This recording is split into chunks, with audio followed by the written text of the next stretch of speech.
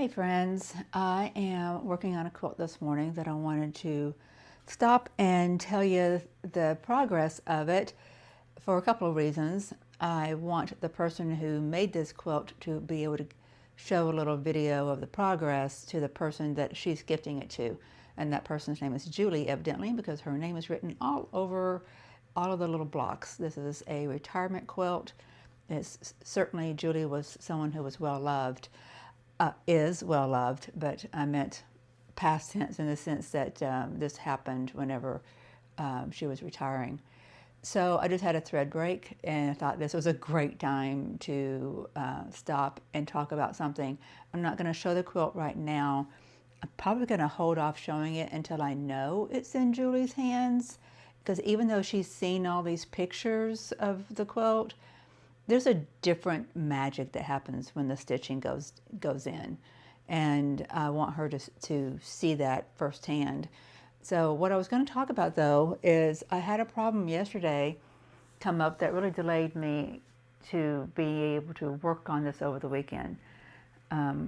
My battery, and it's draining now, my battery for my tablet died on me. And I had to wait and get responses online about how to treat this.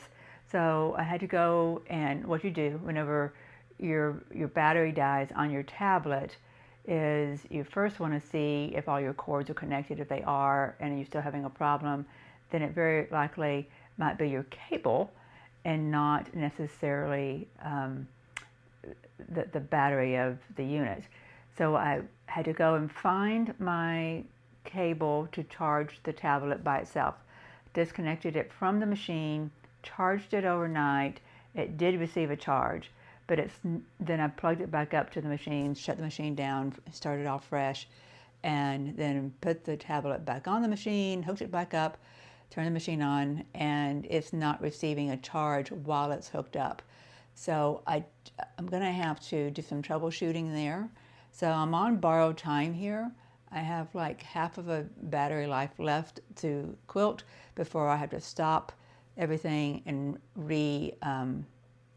recharge this off of the machine. Well, it stays on it, but it's not attached to the machine.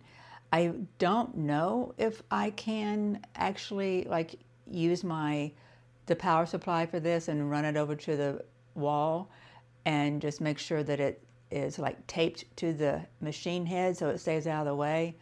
So it's got a long enough cord that it can go back and forth. I don't know if that's a cool thing to do. I have asked that question online. We'll see if I get a response. But I'm gonna go ahead and stop the video.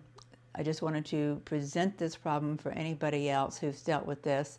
And then when I find out the answers, I'll put that in the comments or the description below.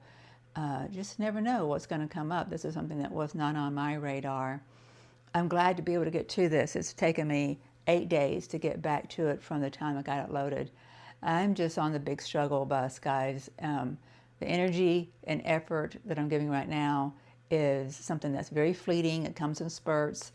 And so, you know, I'm just doing the best I can. And I hate it for Julie that her quilt's taken so long. So I'm not taking any more commission quilts, clearly, until I feel better.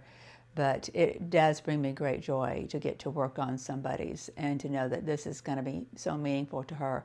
So to everybody who wrote on here and was expecting her to be overjoyed much sooner than now, I do apologize. I do apologize. But thank you for loving on your friend this way. All right, my friends, that's it for this one. Keep moving the needle.